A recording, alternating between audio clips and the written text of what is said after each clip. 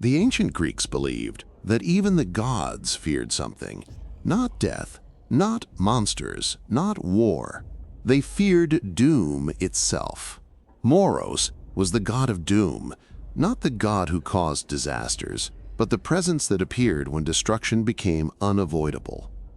He was born from Nyx, the goddess of night, which made him a child of darkness, silence, and the end of hope. Moros did not strike cities with fire. He did not send plagues across the land.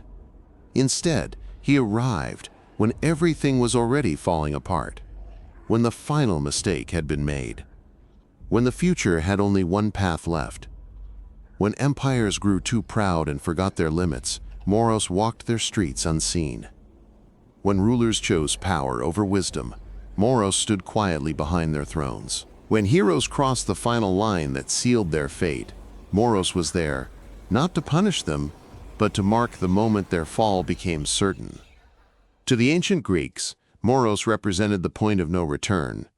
The second, when regret becomes meaningless. The instant, when destiny locks into place. Unlike other gods, Moros could not be prayed to. No temple could protect you from him. No sacrifice could delay his arrival. Once doom had begun to unfold, Moros followed it until everything reached its end. This terrified the ancient world. You could fight a monster. You could beg the gods of Olympus for mercy. You could even try to escape death in legend and story. But you could not escape inevitability. Moros walked beside suffering, despair, and collapse. Not as their creator, but as the shadow that followed them when hope was already dying. The Greeks believed that arrogance invited ruin, that unchecked ambition summoned collapse, that every great rise carried the seed of its own destruction. Moros was that seed.